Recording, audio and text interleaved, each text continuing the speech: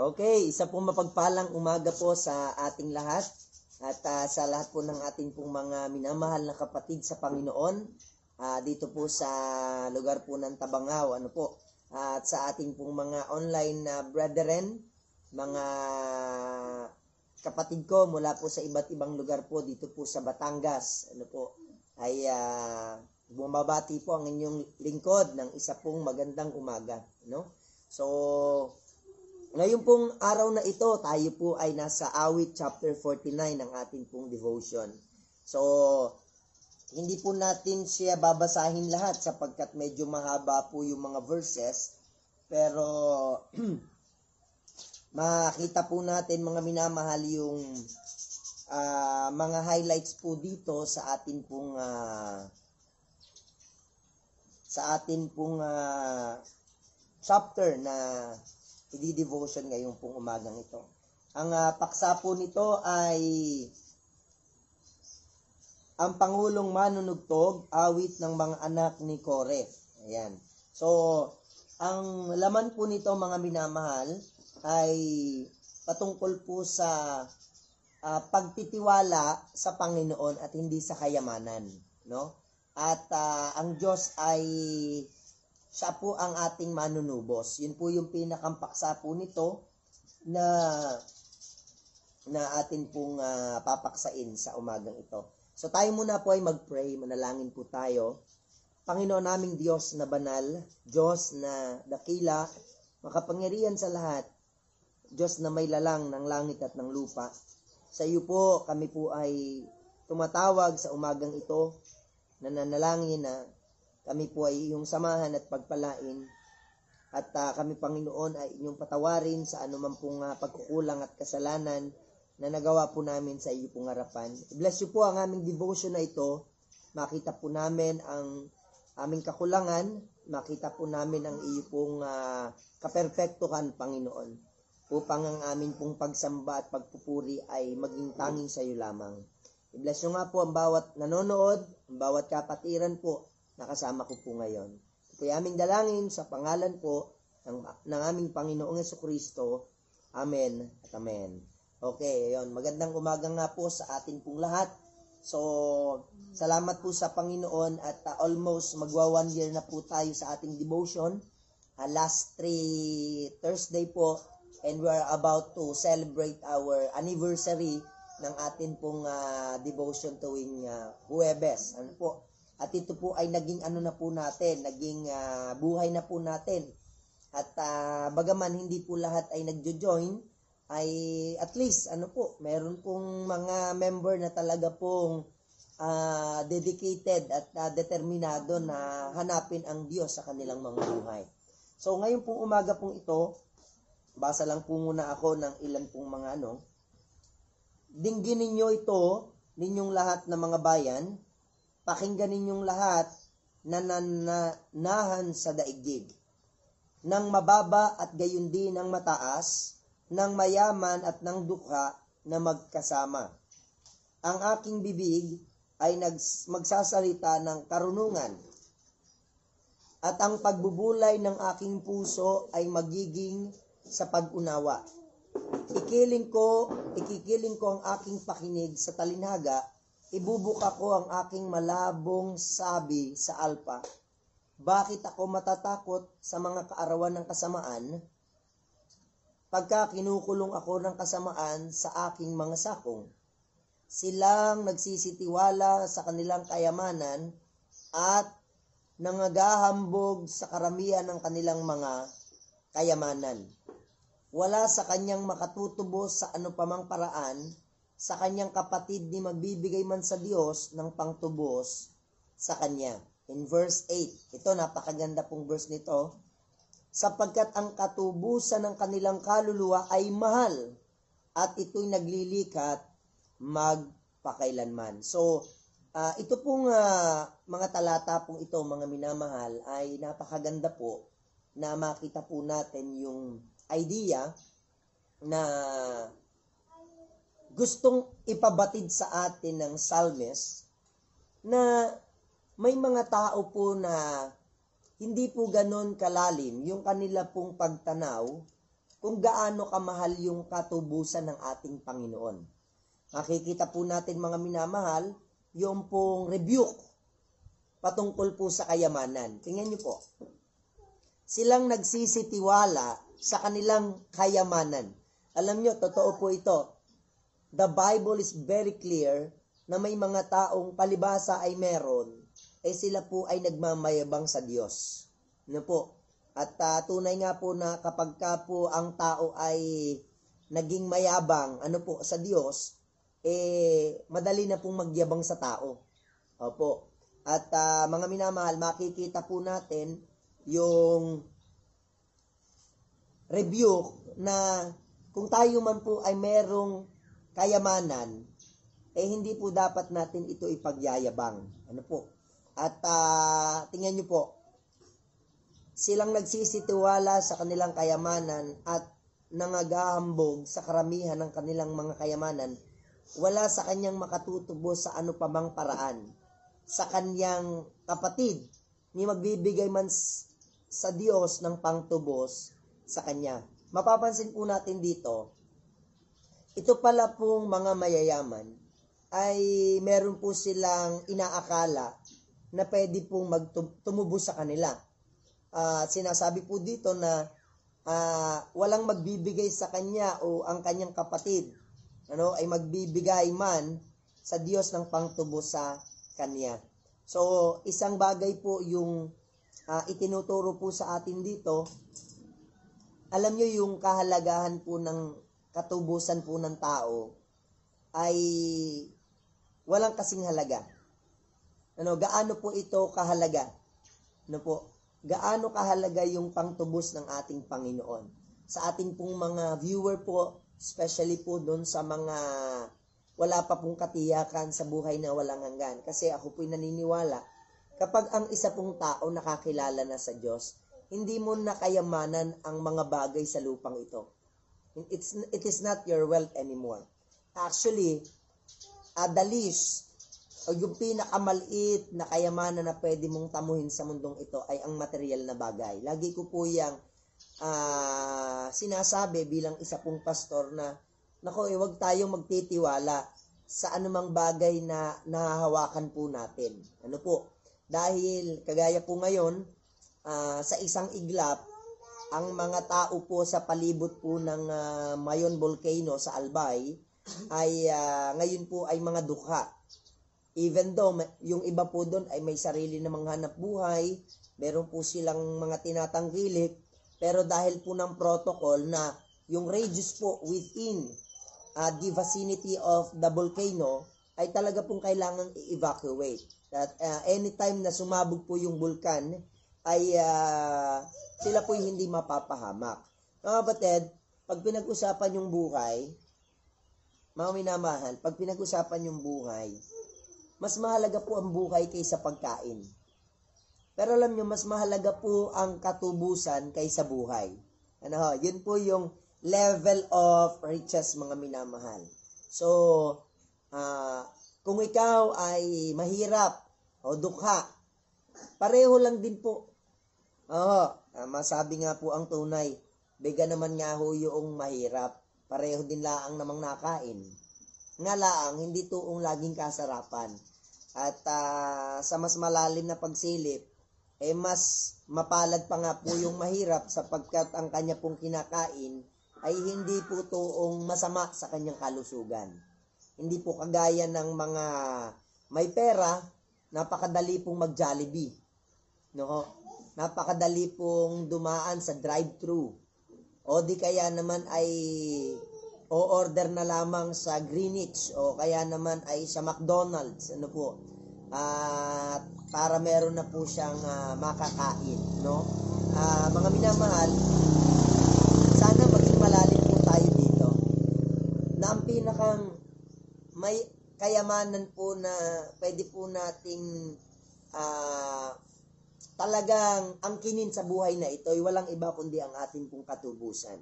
Sinabi po ng Biblia po na ang ating pong katubusan ay hindi po dahil tayo po ay pinamanahan ng ating mga magulang ng mga paniniwalang walang kabuluhan. Ng mga irihiya o paniniwala na hindi naman sang-ayon sa salita ng Panginoon. Kundi tayo'y tinubos ng kanyang mahalagang dugo. Take note the word, mahalagang dugo. In 1 Peter chapter 1 verse 18, mga minamahal, na tayo'y tinubos hindi nang nasisira na mga katulad ng mga pilak at ginto o mga larawang inukit ng mga tao. Kundi tayo'y tinubos ng dugo ng ating Panginoong Jesucristo. There is power in the blood of Jesus Christ. Alam nyo, wala pong kayamanang pwedeng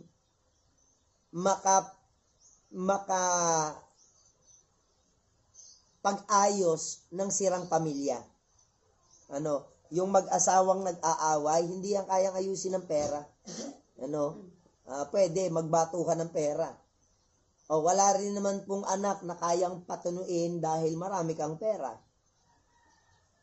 So napakarami pong disadvantages kapag ka po ang tao nagtitiwala lang po sa kayamanan at sa pera. Kaya nga po mga minamahal, the Bible is clear, directly na sinasabi sa atin, kawawa tayo kapag ang atin hong tiwala ay nasa atin pong kayamanan. Ito nga ang matindi. Wala pa naman tayong kayamanan, pero tiwala na tayo sa kaunting meron tayo.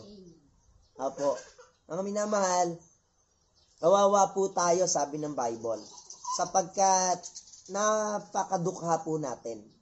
Kaya nga, kagabi po, ako po ay may napanood po, Christian movie po siya, atheist, yung lalaki po ay atheist, siya po ay isang journalist. At ang kanya pong asawa ay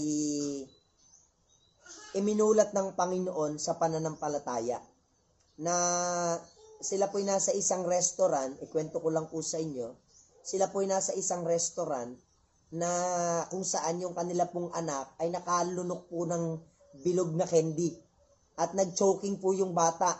Yung bata po ay munti ka na pong mamatay. So, they don't know what to do. Inihiga po yung bata. Pero, salamat, merong naligaw po na nurse doon sa restaurant. At, sabi po noong, di natanggal po yung candy. Ang sabi po nung babae, salamat dahil naandyan ka. Swerte kami dahil naandyan ka. Sabi ng babae, hindi yun swerte. It is Jesus.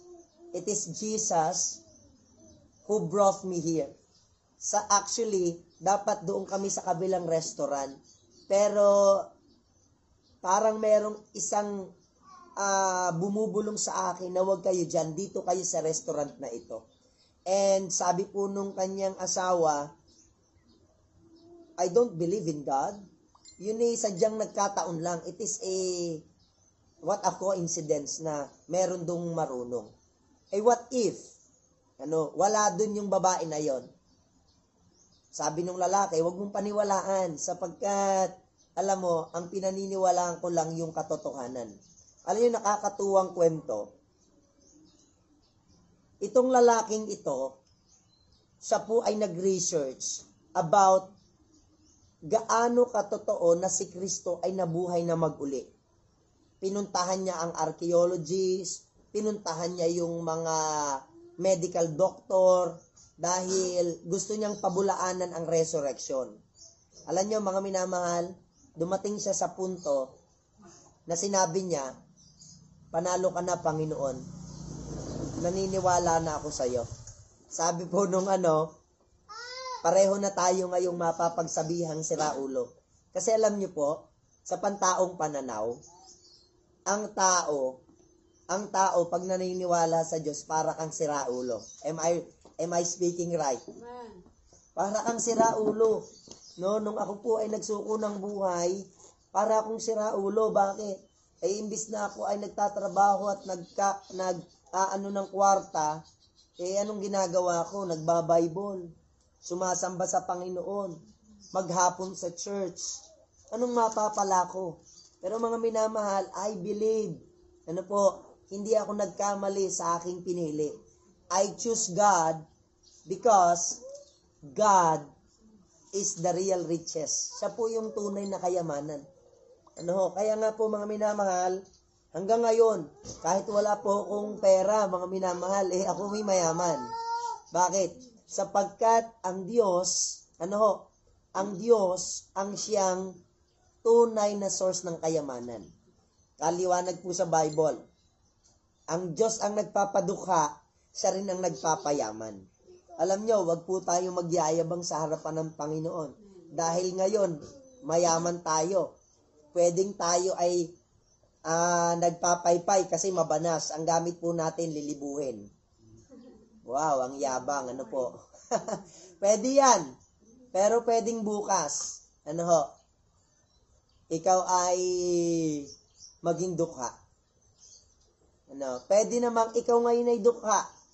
Pero pwedeng bukas ikaw ay maging mayaman. Kaya nga po mga minamahal, dalawa lang po yung itinuturo po ng chapter na ito. It is about trusting not in our riches. Huwag tayong magtitiwala sa ating mga tinatangkilik. Po? At pangalawa po, mga minamahal na gusto kong talakayin, in verse 12 to 20, mga minamahal, it speaks about God will redeem us. Alam niyo po, yung palang redemption ng Panginoon, meron pong dalawang aspeto. Pwede kasing tayo po itubusin ng Panginoon sa pagkakataon na tayo po ay muli pong nakugkog po ng kaaway. Opo. Ibig sabihin po noon, ligtas na tayo, but we are bombarded of the devil. Tayo'y nakugkog na.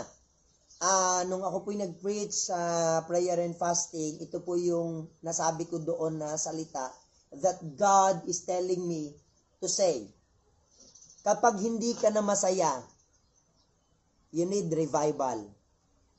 Kailangan mong manumbalik sa Panginoon. Ikaw ay nakukubkub na. Alam nyo, ang kalapitan sa Panginoon, ang gauge, kahit anong nangyayari sa ating masama, hindi po tayo nag-aalala. Wow! Kahit merong umaaway sa atin, hindi po tayo, ika nga po ay, paupuin muna si tatay at tayo naman patapos na. At bibilan natin si tatay ng isda. So, tayo nasa kalagitnaan lang po ako ng, po namin. Upo muna kayo saglit lang po ito. So, ayun, ang atin hong pinag-uusapan is, yung pagliligtas po ng Panginoon. Alam nyo, kapag tayo po ay puro problema, talunan po tayo ng kalungkutan, talunan po tayo ng yung bang may umaaway sa atin and then nagkakaroon tayo ng revenge spirit, gusto nating gumanti, at tayo po ay lagi pong parang may kabigatan sa ating puso, ito po ay indikasyon lang na tayo po'y malayo na sa Panginoon. Opo, inuulit ko po, kapag tayo po ay hindi kayang maging masaya, tayo po ay nakubkub na po ng kaaway. Kasi ang kaaway po natin ay hindi po ito yung physical na kaaway Ang atin pong kaaway po ay naandyan lang sa isip natin, sa puso natin. Pinabibigat niya po yung ating mga dalahin. Pero mga minamahal, sa Bible nakita ko po na si Apostle Paul ay nasa kulungan, pinakulong po siya dahil siya po'y nangangaral ng salita ng Diyos. Pero nung siya'y nasa kulungan na, hindi ito naging dahilan para siya'y hindi maging masaya. And he praised the Lord, kumanta po siya ng mga awitin na patungkol sa Diyos at sila po ay nanalangin at doon niya po sinabi yung salitang, magala kayo sa Panginoon at magala kayong palagi sa Panginoon. Rejoice in the Lord always, and again I say rejoice. I know, marami tayong mga problema. Amen po ba? Amen. Meron tayong, para bagang, paano ba ito mangyayari? Meron tayo ngayong bisita po, I know, isa po sa kanila pong pinoproblema, gusto lang po naman nilang maghanap buhay pero hindi sila mabigyan ng permit. I know, alam ko po yan. Ano po, na gusto lang po nilang kumita ng pera pero dahil nga po wala silang zoning, nahirapan silang mag-apply po ng permit, mga minamahal. Ang problema po nila ngayon, sila po ay pwedeng ipasara yung kanila pong tindahan. Tama po? Ano? Pero alam nyo, God is taking us, dinadala tayo ng Diyos sa mga pagkakataon na mga imposible. Pero gustong patunayan ng Diyos na sa Kanya walang imposible. Amen. Ano, ang Diyos po ay grabe. At ito po ang maganda. Alam nyo, maraming tao, almost 90% nakakilala nung siya'y nakaranas na po ng matinding kabigatan sa buhay na ito. Opo, kaya nga po mga minamahal, ang Diyos ay mabuti sa kabila ng mga mapapait na karanasan ng tao. Hindi po siya bitter na nangyari po yun sa atin. Ito po'y pwedeng maging dahilan kasi alam nyo, kapag ang tao walang kaproblema, bakit mo naman hahanapin ang Diyos? Masaya ka naman, may pera ka. Anong dahilan mo para ikaw ay humingi? Kaninang umaga, nag-uusap kaming mag-asawa. Talagang ang buhay naming mga manggagawa ay laging wala eh. Napapagkamalala ang meron dahil maganda din naman ang suot. Ano ho? Pero, ito lang po yung aming kanina po nag-uusap kaming mag-asawa. Hindi kasi lahat gayon. Pag wala na, namumroblema na. Paano na ito? Paano na yun gay? Para bagang wala kang tiwala sa Diyos. Amen? Kung wala ngayon, edi mamaya ay meron. Ganyan lang po yun. Ano po? Ayan sabi naman ng Panginoon, ikaw ay humingi at ikaw ay bibigyan. Ikay tumuktok, ikaw ay pagbubuksan. Humanap ka at ikay makakasumpo. Pinag-uusapan dito, do you believe? Naniniwala ka ba that God will provide?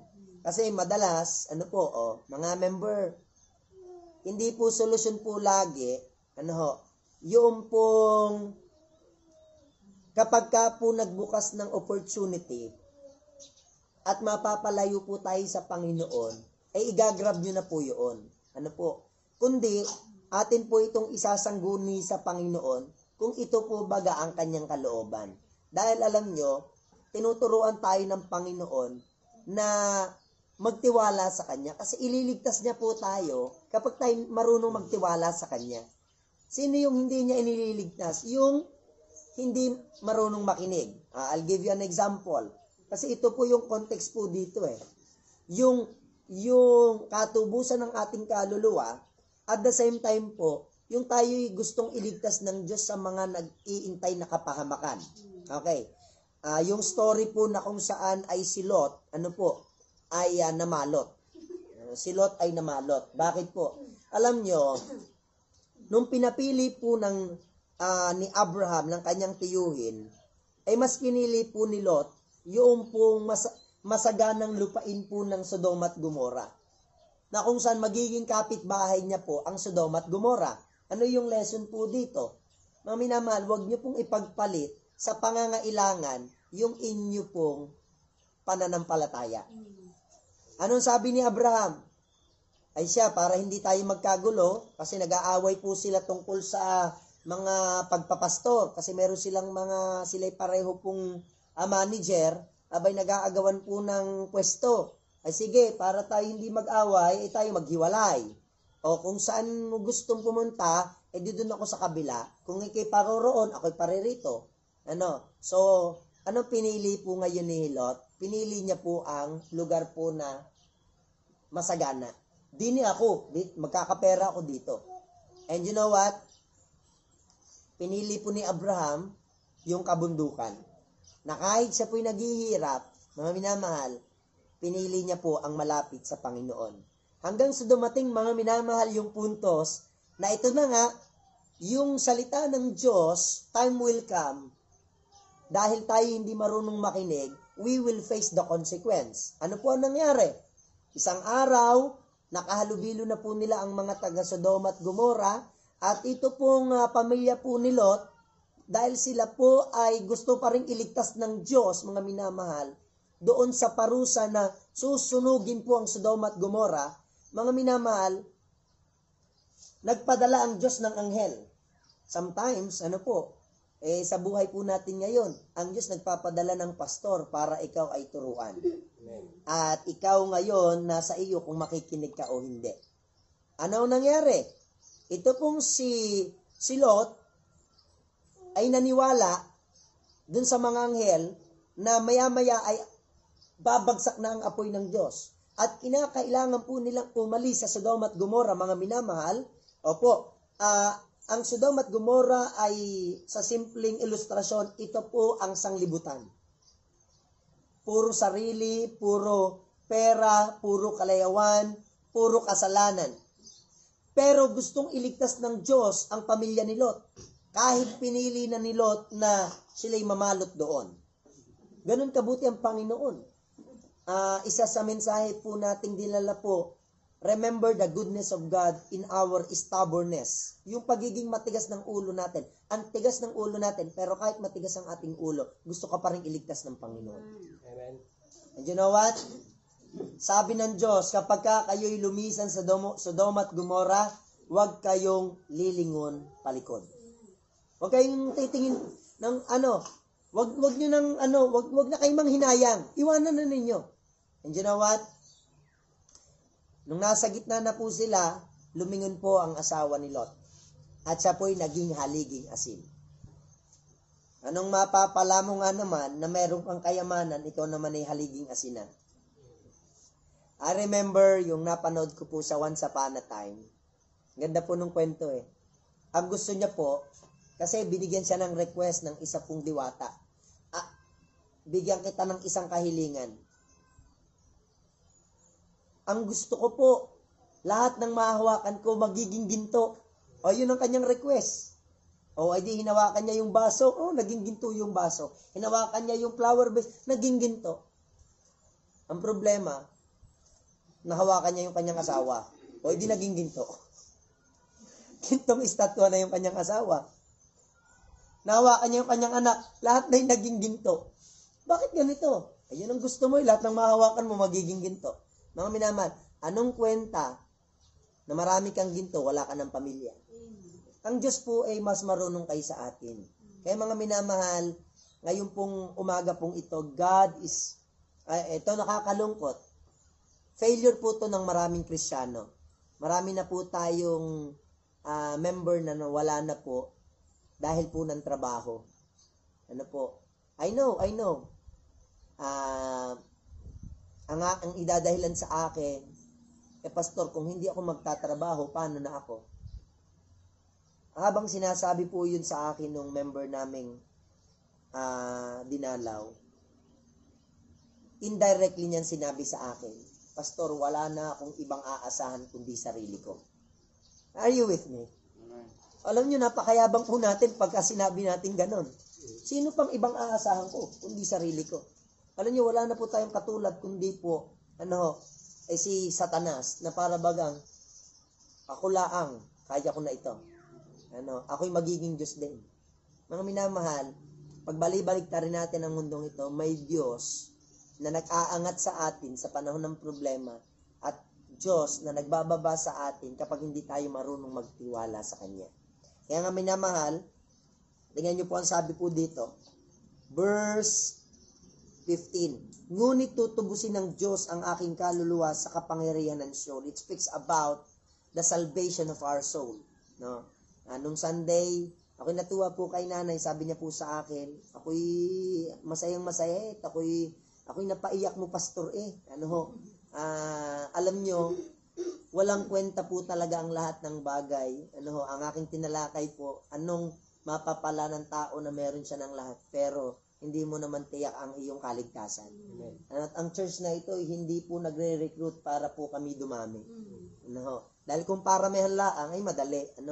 Pag-shooting ko mga member dito ng mga labas na ang mga kung ano-ano, edi kayo marami ko kaming marirecruit. Ang magdadala ng offering plate, labas na ang kuyukot, o edi maraming mga manyakis dining sa simba. Di ba?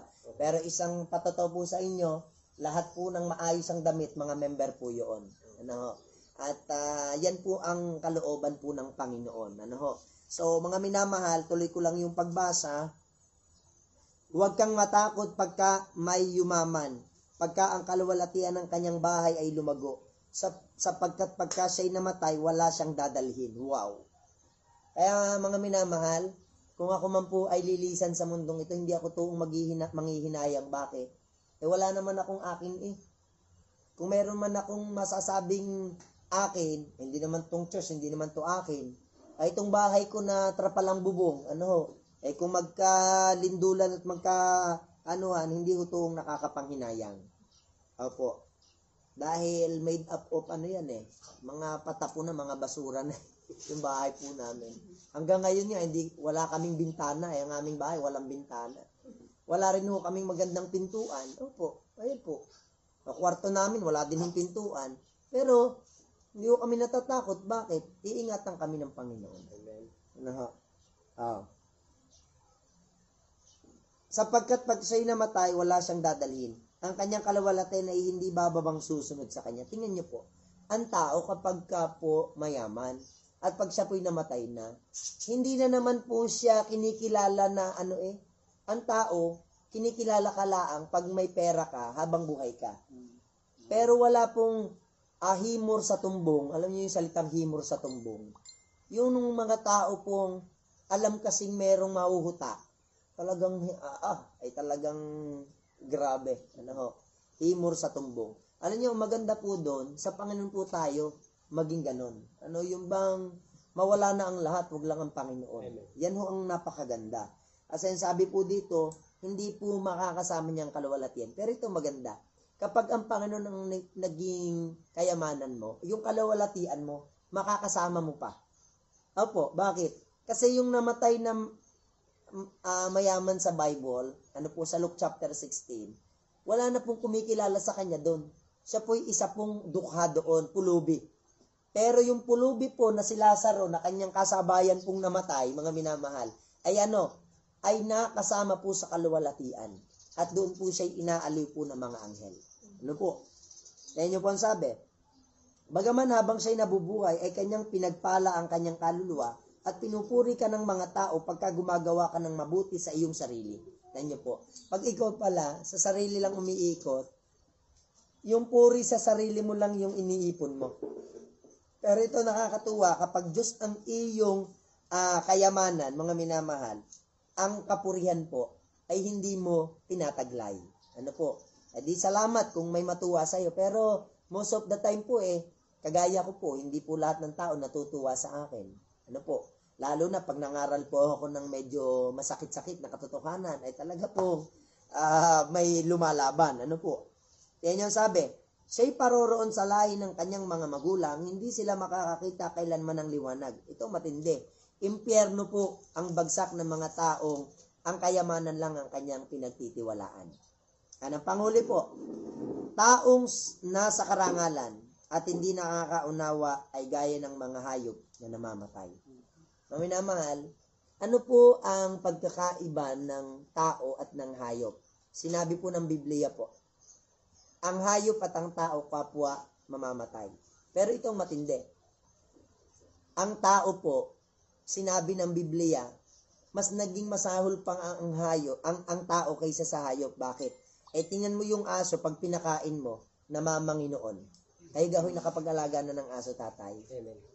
Alam nyo po, yung pakainin nyo yung aso, meron kami diyang aso, 2 pitbull. Ano po? Isang pitbull at saka isang bulldog. Ano po? So, bulldog sa galis at pitbull po sa burubuto. Ano po? Puro buto na. So, dahil ngayon po, pinapakain ko, pag pumupunta po ako doon, napayi po yung kanyang buntot. Alam nyo, maraming tao, pinapakain ng Diyos araw-araw. Pero pag araw ng linggo, hindi siya pinapanginoon. Now, maliwanag po yan. Kaya sabi ng Bible, magaling pa ang hayop, magaling pa yung baka, marunong kumilala sa kanyang Panginoon. In Isaiah chapter 1. Pero ang tao, hindi marunong kumilala sa Panginoon. Isa pong katotohanan, madali pong mag-imbita. Sa baba, mayroong baysanan. Alam nyo, madali pong mag-imbita kapag ka po pakinabang. Pero, pag mag-imbita ka sa Panginoon, hindi ako peperahan lang ang pastor. Hindi ako gagarni. Kagaling at ako Ayan, mga minamahal, sana po ngayon pong umagang ito, meron po tayong natutunan. Kung ikay mananampalataya na, ayaw ng Diyos na ikaw ay mapahamak. Gusto niya na piliin mo lagi yung tama. At kung ikaw na may hindi paligtas, ngayon pa lang po, gusto kong sabihin sa inyo, pwedeng bukas, pwedeng isang araw, maglaho po tayo at bumalik tayo lahat sa Panginoon. Pero, na kay Kristo ang kaligtasan. Isang tanong po dun sa pelikulang napanood ko. Sira ulo pala yan si Jesus. Bakit naman siya mamamatay ng gano'n na lang? Alam nyo, ang sagot ng hindi siya sira ulo. Siya kasi ay nagmahal. Alam nyo, pagka ikinagmahal, minsan mapapagkamalang kang sira ulo. Kasi ang matino, pag inaaway ka, gantihan mo. Yun ang matino sa kanila. Pero yung ikaw ay inaaway, gagantihan mo pa ng maganda, sira ulo ka. Naintindihan niyo po? But you know what? Jesus Christ is not lunatic. He is Lord. Siya po ang nag-iisang pag-asa ng tao para siya po yung maligtas. Sa Bisaya, para maluwas ang kanyang kalag. Para maligtas ang kanyang kaluluwa. Kaya salamat po sa Panginoon at meron po siyang salita. At ito naman po, as I end, hindi ko po kayo pipilitin sa aking itinuturo. Dahil ako man po, hindi rin ako pwedeng pilitin na nagturo sa akin. Kung alam kong ako niloloko na, bakit naman ako maniniwala? Pero dahil totoo ang tinuturo sa akin, ako'y makasalanan, dahil ako'y makasalanan, papunta ako ng impyerno. Pero salamat, merong Diyos na umibig sa akin, ibinigay ang kanyang sarili dahil sa akin. At yan po ang ating Panginoong Kristo. Na siya lang po ang daan, siya lang po ang katotohanan, siya ang buhay. Walang makaparoroon sa Ama, kundi sa pamamagitan niya lamang. Kaya mga minamahal, magpatuloy po tayo sa Panginoon. Tayo po'y manalangin. Panginoong Diyos, pagpalain niyo po kami sa umagang ito. Bless us, O Lord, once again. Kung meron man po sa amin po ang nag-uulumihanan, natatalo kami ng aming kahinaan, we are bombarded ng napakaraming problema, suliranin, mga bagay na sa buhay po namin ay hindi po tama. Panginoon, kami po'y tulungan mo, iligtas mo po kami. At dalangin ko nga po na kung meron man po sa amin na hindi na po masaya sa iyo, Lord, revive us once again. Pag-initin mo, pag-alabin mo ang aming mga puso sa iyo, sapagkat sayang lang ang aming buhay na guguguli namin sa kalungkutan. Pagpalain niyo nga po ang bawat isa sa lahat ng nanood, kay tatay na nakasama po namin ngayon, pagpalain mo ang kanyang buhay, at ang nanay, Panginoon, nakasama po namin nung araw po ng linggo ng aming anniversary.